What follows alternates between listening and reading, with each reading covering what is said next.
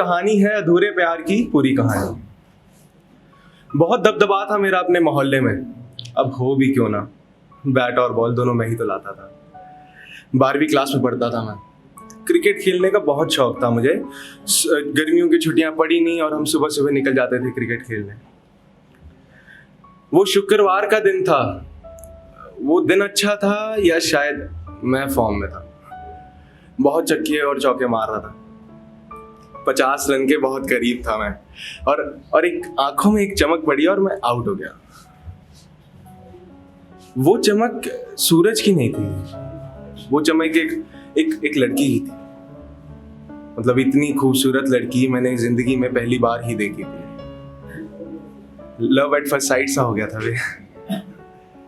वो ना जाने कौन से शहर से आई थी, ना पता मालूम था ना ठिकाना। मालूम था बस इतना कि एक अप्सरा थी वो। अब हम भी ठहरे अपने मोहल्ले के गबरू, लगा दिया अपने लड़कों को काम पर कि पता लगाएं ये लड़की है कहां से, कहां रहती है। तो पता लगा कि उसके पापा की पोस्टिंग दिल्ली में हुई है। उसके पापा आर्मी में थे। वो पटना से दिल्ली अपने माता और पिता के साथ आई थी और हमारी पिछली ही गली में रह रही थी। अब क्या था जनाब, हम लड़के हैं ना तो ईगो थोड़ी कम होती है। तो बात की शुरुआत मैंने शनिवार को अपने शतक के बाद उस दिन पार्क में ही की। मिला, 5 मिनट हकलाया और फिर 5 मिनट हकलाया तो सामने से उन्होंने ही पूछ लिया कि बताओ चाहिए क्या। दिल तो कर रहा था कि उनसे उनका नंबर मांग लूं, लेकिन भरे पार्क में थप्पड़ खाने का डर था। तो बस तेजी से उनके कानों में कह दिया कि तेरे गालों पे लाली तू ही बनेगी मेरी घरवाली, और मैं वहां से भाग गया। उसके हंसने की आवाज मेरे कानों में पड़ रही थी। शायद इसी हंसी में उसका प्यार छिपा था। तो मैंने भी ठान लिया था अगर किसी लड़की को दिल दूंगा तो वो सिर्फ यही होगी। लेकिन अब दिल दें कैसे, सब कुछ मालूम था लेकिन नाम नहीं मालूम था। अब खैर छोड़ो, प्यार को नाम की थोड़ी जरूरत है। उसने स्कूल में एडमिशन ले लिया था। वो अपनी सहेलियों के साथ बस से स्कूल जाया करती थी। अब क्या था, मैंने अपने पापा को मना कर दिया कि अब से मैं स्कूटर से नहीं बस से स्कूल जाऊंगा। अब इंसान प्यार में क्या कुछ नहीं कर लेता। उसका स्कूल मेरे स्कूल से थोड़ा ही दूर था। बस वाली बात सुनकर पहले तो पापा खुश हुए ये सोचकर कि पेट्रोल के पैसे बचेंगे, लेकिन फिर बौखलाए ये सोचकर कि कहीं लड़का गलत कामों में तो नहीं पड़ गया। अब पापा लोगों का क्या है, आप उन्हें उनसे जितनी मर्जी बातें छुपा लो, लेकिन समझ सब जाते हैं वो। ये भी समझ गए थे। अब बस से जाने लगा था मैं स्कूल।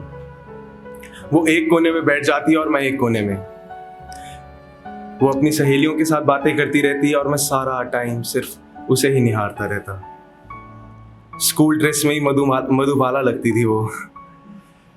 जुल्फों की लट जब उसकी आंखों पे पड़ती, जी करता अपने हाथों से जाकर पीछे कर दूं। अगर आप हद में रहकर किसी को चाह रहे हो तो वो प्यार है। अगर आप हद पार कर कर किसी को चाह रहे हो तो वो प्यार नहीं, वो इश्क है। और यही इश्क सच्चा प्यार है। पागल हो गया था मैं उसके प्यार में। एक दिन मैंने बस स्टैंड पर उसे रोक लिया और अपने दिल की सारी बात कह दी। वो मुस्कुराकर बस का इंतजार करने लगी और मैंने भी उससे जवाब नहीं मांगा। लेकिन उस दिन उसका नाम पूछ लिया मैंने। उसने अपना नाम बताया। उसका नाम था आफरीन। आफरीन खान। प्रभनूर सिंह और आफरीन खान, कुछ अजीब है। शायद उसके नाम में ही जवाब छिपा था। कुछ कहानियां पूरी होकर भी अधूरी रह जाती हैं, और शायद ये भी रह गई थी। शुक्रिया। अब एक शेर, ये कहानी लिखते हुए मैंने एक शेर लिखा था, तो वो शेर सुनाकर मैं अपनी जगह लूंगा। एक वो मेरी अप्सरा है, काली रात में भी चांद है, कोरे कागज पर मोहब्बत का शब्द है। मेरी शायरी का वो हर लफ्ज है, मेरे दिल की वो जान है, मेरी डायरी की वो शान है।